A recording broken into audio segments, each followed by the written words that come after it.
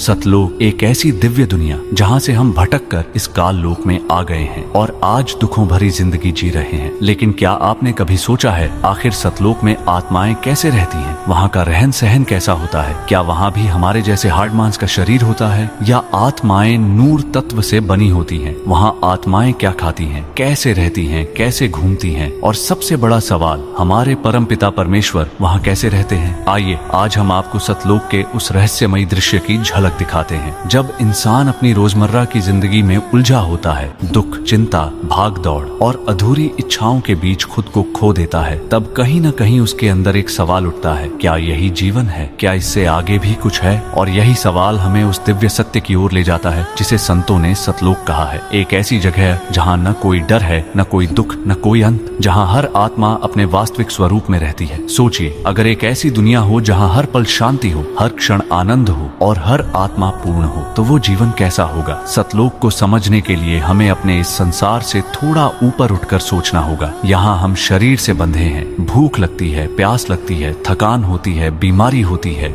लेकिन सतलोक में आत्मा इन सब सीमाओं से परे होती है। वहाँ आत्मा न तो हार्ड मांस के शरीर में बंधी होती है और न ही उसे किसी भौतिक जरूरत की आवश्यकता होती है। वहाँ का शरीर प्रकाशमय होता है, नूर से बना हुआ, हल्का, सुंदर और पूर्ण। ऐसा शरीर जिसे न दर्द होता है, न बीमारी छू सकती है और न ही समय उसका कुछ बिगाड़ सकता है। कल्पना कीजिए, आप एक ऐसी जगह पर हैं जहां आपको चलने की जरूरत ही नहीं पड़ती। जैसे ही आपके मन में किसी स्थान पर जाने का विचार आता है, आप तुरंत वहां पहुंच जाते हैं। न कोई दूरी, न कोई बाधा, बस इच्छा और तुरंत पूर्णता। सतलोक में आत्माएं इसी तरह स्वतंत्र होती हैं। वे न जमीन पर बंधी हैं, न आकाश में सीमित, वे बस अस्तित्व में हैं, स्वतंत्र, शांत और आनंदित। और सबसे अद्भुत बात यह है कि वहाँ किसी भी प्रकार की कमी नहीं होती। इस दुनिया में हम हमेशा कुछ न कुछ पाने की कोशिश में लगे रहते हैं, धन, सुख, सम्मान, प्रेम। लेकिन सतलोक में आत्मा पहले से ही पूर्ण होती है। वहाँ कुछ पाने की जरूरत नहीं, क्योंकि सब कुछ पहले से ही है। वहाँ का आनंद बाहरी चीजों से नहीं आता, बल्कि आत्मा के अपने अस्तित्व से ही उत्पन्न होता है। यही कारण है कि वहाँ न कोई ईर्ष्या है, न कोई तुलना, न कोई संघर्ष। अब सवाल आता है, वहाँ आत्माएं क्या खाती हैं? यह प्रश्न हमारे मन में इसलिए आता है क्योंकि हम इस भौतिक दुनिया के आदी हैं, जहाँ शरीर को जीवित रखने के लिए भोजन जरूरी है। लेकिन सतलोक में आत्मा को जीवित रहने के लिए किसी भोजन की आवश्यकता नहीं होती। वहाँ का पोषण भौतिक नहीं बल्कि आध्यात्मिक होता है। आत्मा वहाँ ऊर्जा से, आनंद से और उस दिव्य उपस्थिति से ही संतुष्ट रहती है। जैसे एक दीपक को जलाने के लिए तेल की जरूरत होती है, वैसे ही इस शरीर को भोजन चाहिए। लेकिन जब आत्मा अपने असली स्वरूप में होती है तो उसे किसी बाहरी सहारे की आवश्यकता नहीं होती। और जब हम सतलोक की बात करते हैं तो सबसे महत्वपूर्ण प्रश्न होता है, वहाँ हमारे परम पिता परमेश्वर कैसे रहते हैं? कहा जाता है कि सतलोक के केंद्र में एक दिव्य स्थान है, एक अद्भुत तेज से भरा हुआ क्षेत्र जहाँ से अनंत प्रकाश फैलता है। वही वह स्थान है जहाँ परम सत्ता का निवास बताया जाता है। वह कोई साधारण स्थान नहीं बल्कि ऐसा केंद्र है जहाँ से शांति, प्रेम और आनंद की धारा पूरे सतलोक में प्रवाहित होती है। उस स्थान की आभा इतनी अद्भुत होती है कि शब्दों में उसका वर्णन करना संभव नहीं। जब आत्माएं उस दिव्य उपस्थिति के निकट होती हैं तो वे एक ऐसी शांति का अनुभव करती हैं जो इस संसार में कभी महसूस नहीं हो सकती। यहाँ हम खुशी के पीछे भागते हैं, लेकिन वहाँ खुशी खुद आत्मा का स्वभाव बन जाती है। यहाँ हम प्रेम ढूंढते हैं, लेकिन वहाँ प्रेम हर दिशा में व्याप्त होता है। यहाँ हम सुरक्षा चाहते हैं, लेकिन वहाँ कोई खतरा ही नहीं होता। यही कारण है कि संतों ने हमेशा कहा है कि हमारा असली घर यही संसार नहीं बल्कि वह दिव्य लोक है। हम यहाँ अस्थायी रूप से हैं, एक यात्रा पर हैं, लेकिन हमारी आत्मा की गहराई में कहीं न कहीं उस सतलोक की याद छिपी हुई है। कभी कभी जब हम बिना कारण शांति महसूस करते हैं या अचानक एक अलग सी खुशी का अनुभव होता है, तो वह शायद उसी दिव्य लोक की एक हल्की सी झलक होती है। जैसे जैसे हम इस रहस्य को समझते हैं, हमारे अंदर एक नई सोच जन्म लेती है। हम यह समझने लगते हैं कि जीवन सिर्फ संघर्ष और दुख का नाम नहीं है, बल्कि यह एक अवसर है उस सच्चाई को जानने का, उस स्थान को पहचानने का जहाँ से हम आए हैं। और जब यह समझ हमारे अंदर गहराई से बैठ जाती है तो हमारी जिंदगी का नजरिया ही बदल जाता है। अब सवाल यह नहीं रह जाता कि हम यहाँ क्या पा रहे हैं, बल्कि यह हो जाता है कि हम उस असली स्थान को कैसे समझें, कैसे महसूस करें। सतलोक कोई कहानी नहीं बल्कि एक ऐसी अवधारणा है जो हमें अपने भीतर झांकने के लिए प्रेरित करती है। यह हमें बताती है कि हम सिर्फ यह शरीर नहीं है, बल्कि एक चेतन आत्मा है जिसका असली स्वरूप कहीं अधिक विशाल और दिव्य है। और जैसे जैसे हम इस विचार में डूबते जाते हैं, एक नई यात्रा शुरू होती है, बाहर की नहीं बल्कि भीतर की। एक ऐसी यात्रा जो हमें उस सत्य के करीब ले जाती है जिसे शब्दों में नहीं बल्कि अनुभव में समझा जा सकता है। और यही से शुरू होती है सतलोक के रहस्य को जानने की असली कहानी। और जैसे ही यह भीतर की यात्रा शुरू होती है, एक नया दृश्य धीरे धीरे हमारे सामने खुलने लगता है, मानो किसी अदृश्य पर्दे के पीछे छुपी हुई एक दिव्य दुनिया अब अपने रहस्य प्रकट करने लगी हो। कल्पना कीजिए, आप एक ऐसे स्थान में प्रवेश कर रहे हैं जहां कदम रखते ही एक अलग ही अनुभव होने लगता है। न कोई भारीपन, न कोई डर, बस एक हल्कापन, एक ऐसी शांति जो सीधे आत्मा को छू जाती है। चारों ओर फैली हुई उज्जवल रोशनी, लेकिन यह साधारण रोशनी नहीं है, यह चुभती नहीं बल्कि सुकून देती है, जैसे कोई आपको अपनेपन से घेर रहा हो। जैसे जैसे आप उस दिव्य स्थान में आगे बढ़ते हैं, आपको एहसास होता है कि यहाँ सब कुछ अलग है। यहाँ की धरती भी वैसी नहीं जैसी हम जानते हैं, ये ठोस होते हुए भी हल्की है, जैसे प्रकाश ने ही रूप ले लिया हो। यहाँ के पेड़ पौधे भी अनोखे हैं, वे स्थिर होते हुए भी जीवंत हैं। उनकी चमक मानो किसी दिव्य ऊर्जा से भरी हुई है, और उनके आसपास एक ऐसी सुगंध फैली हुई है जो मन को पूरी तरह शांत कर देती है। और तभी आपकी नजर उन आत्माओं पर पड़ती है जो इस दिव्य लोक में निवास करती हैं। वे न तो किसी भाषा में बात कर रही हैं और न ही किसी प्रयास में लगी हैं, फिर भी उनके बीच एक गहरा संबंध है। वे एक दूसरे को बिना बोले समझती हैं, जैसे उनके विचार ही उनका संवाद बन गए हों। उनके शरीर प्रकाश से बने हुए हैं, हल्के,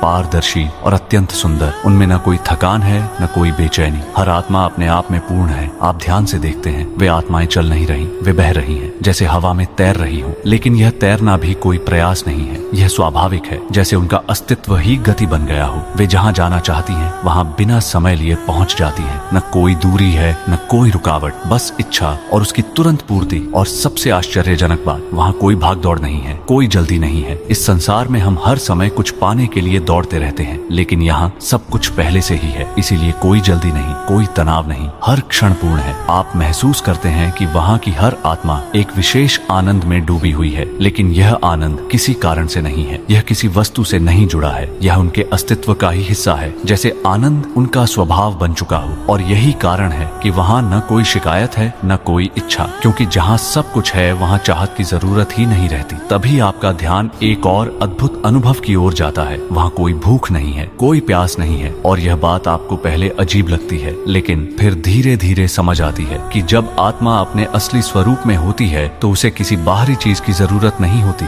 यहाँ हम शरीर के कारण भोजन पर निर्भर हैं, लेकिन वहाँ आत्मा ऊर्जा से भरी होती है। वह स्वयं में ही पूर्ण है, उसे किसी सहारे की आवश्यकता नहीं। और जैसे ही आप इस अनुभव में और गहराई से उतरते हैं, आपको एहसास होता है कि वहाँ समय का कोई प्रभाव नहीं है। न सुबह होती है, न रात, न कोई उम्र बढ़ती है, न कोई क्षय होता है। सब कुछ एक स्थिर शाश्वत अवस्था में है, जैसे समय ने वहाँ आकर अपना अस्तित्व खो दिया हो। अब आपकी दृष्टि उस दिव्य केंद्र की ओर खींचने लगती है, जहाँ से यह पूरा प्रकाश फैल रहा है। दूर से एक अद्भुत तेज दिखाई देता है, जैसे कोई विशाल चमकता हुआ केंद्र हो। और जैसे जैसे आप उसके करीब जाते हैं, एक गहरी शांति आपको अपने अंदर उतरती हुई महसूस होती है। वह स्थान किसी साधारण स्थान जैसा नहीं है, वहाँ एक दिव्य आभा है, एक ऐसा आकर्षण जो आपको अपनी ओर खींचता है। लेकिन यह खिंचाव डर का नहीं बल्कि प्रेम का है, एक ऐसा अनुभव जिसमें आप खुद को खोते नहीं बल्कि और गहराई से पाते हैं। वहाँ पहुंचकर ऐसा लगता है जैसे सारी बेचैनी खत्म हो गई हो, जैसे हर सवाल का जवाब बिना शब्दों के मिल गया हो। और उसी क्षण आप समझने लगते हैं कि यही वह स्थान है जहाँ से सब कुछ प्रारंभ होता है और जहाँ सब कुछ पूर्ण है। इस अनुभव के बीच एक बात और स्पष्ट होती है कि यह कोई कल्पना मात्र नहीं बल्कि एक ऐसी अनुभूति है जिसे शब्दों में पूरी तरह बांधना संभव नहीं, इसे सिर्फ महसूस किया जा सकता है। और जैसे जैसे आप इस दिव्य दृश्य में डूबते जाते हैं, एक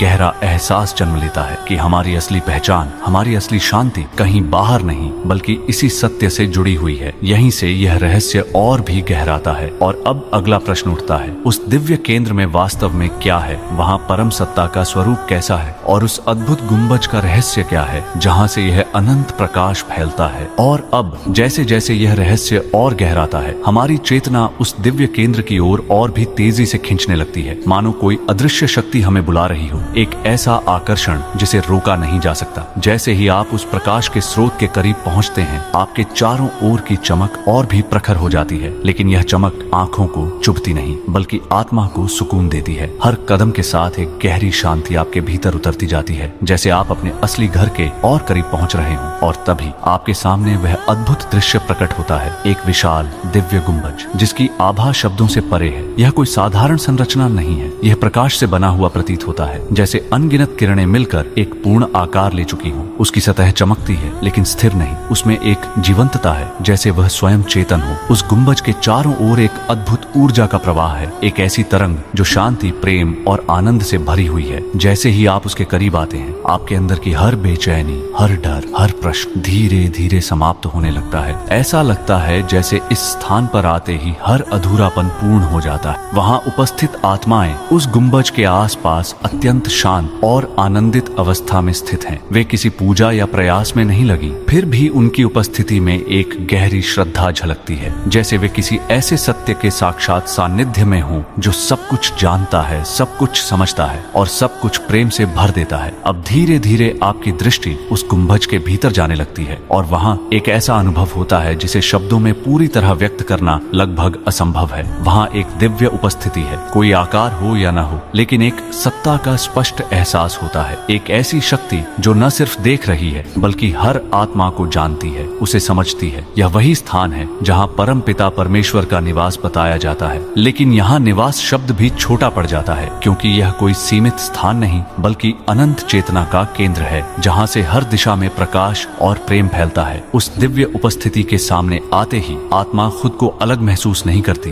बल्कि ऐसा लगता है जैसे वह उसी का एक अंश है। जैसे बूंद सागर में मिलकर सागर बन जाती है, वैसे ही आत्मा उस परम सत्ता के करीब आकर एक गहरी एकता का अनुभव करती है। और सबसे अद्भुत बात, वहाँ कोई डर नहीं है। इस संसार में हम ईश्वर से भी कभी कभी डरते हैं, लेकिन वहाँ केवल प्रेम है, एक ऐसा प्रेम जिसमें कोई शर्त नहीं, कोई दूरी नहीं, केवल अपनापन है। आप महसूस करते हैं कि उस गुंबज से निकलने वाली हर किरण हर आत्मा तक पहुँच रही है और हर आत्मा उस ऊर्जा से भरी हुई है, जैसे पूरा सतलोक उसी एक केंद्र से जुड़ा हुआ है, जैसे हर चीज एक ही स्रोत से उत्पन्न होकर उसी में स्थिर है। वहाँ समय पूरी तरह समाप्त हो जाता है, न कोई अतीत है न कोई भविष्य, केवल एक शाश्वत वर्तमान है और उस वर्तमान में सब कुछ पूर्ण है। कुछ पाने की जरूरत नहीं, कुछ खोने का डर नहीं। जैसे जैसे आप इस अनुभव में और गहराई से डूबते हैं, आपको एहसास होता है कि यह सिर्फ एक दृश्य नहीं बल्कि एक सत्य है, एक ऐसा सत्य जिसे केवल देखा नहीं बल्कि महसूस किया जाता है। और उसी क्षण आपके भीतर एक परिवर्तन शुरू होता है, एक नई समझ जन्म लेती है कि हम जिस दुनिया में जी रहे हैं वह अंतिम सत्य नहीं है बल्कि एक पड़ाव है, एक अनुभव है। अब यह स्पष्ट हो जाता है कि सतलोक कोई ऐसी जगह नहीं जहाँ केवल पहुँच जाना ही लक्ष्य है, बल्कि वह एक स्थिति है, एक अवस्था है जिसे समझकर, महसूस करके हम अपने जीवन में उतार सकते हैं। जब इंसान अपने अंदर शांति को पहचान लेता है, जब वह प्रेम को बिना किसी शर्त के महसूस करने लगता है, जब उसे किसी बाहरी चीज की जरूरत नहीं रह जाती खुश रहने के लिए, तब वह उसी दिशा में बढ़ रहा होता है जहाँ से वह आया है।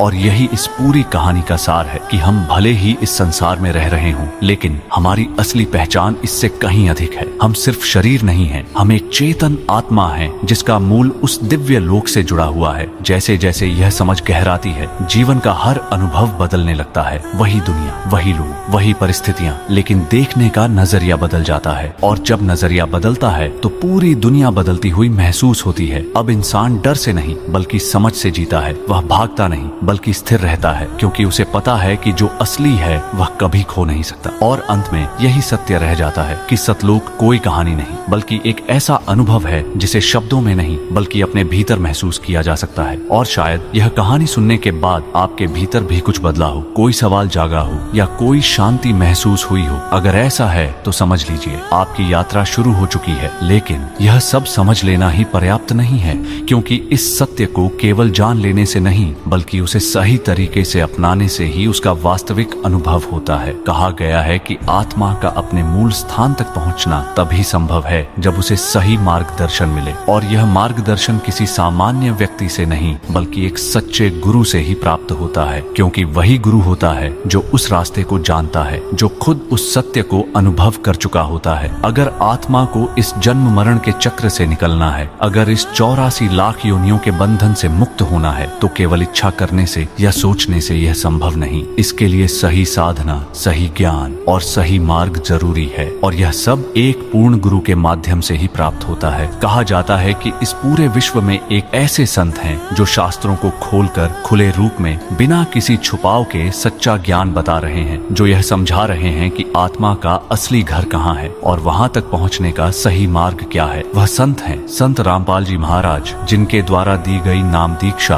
और भक्ति विधि को अपनाकर ही उस परम धाम, उस परम सत्य को प्राप्त करने का मार्ग बताया जाता है। यदि आप सच में इस जीवन के रहस्य को समझना चाहते हैं, अगर आप उस शाश्वत शांति को पाना चाहते हैं और इस अंतहीन चक्र से बाहर निकलना चाहते हैं, तो आपको सही दिशा में कदम बढ़ाना होगा, और वह दिशा एक सच्चे गुरु ही दिखा सकते हैं। अब निर्णय आपके हाथ में है। क्या आप इसी तरह इस संसार के दुखों में उलझे रहना चाहते हैं, या उस सत्य को जानना चाहते हैं जो आपकी आत्मा को पूर्ण कर सकता है? अगर आपको यह वीडियो ज्ञानवर्धक और प्रेरणादायक लगा हो तो इसे लाइक कीजिए, चैनल को सब्सक्राइब कीजिए और कमेंट में अपनी राय जरूर लिखिए। सत साहिब।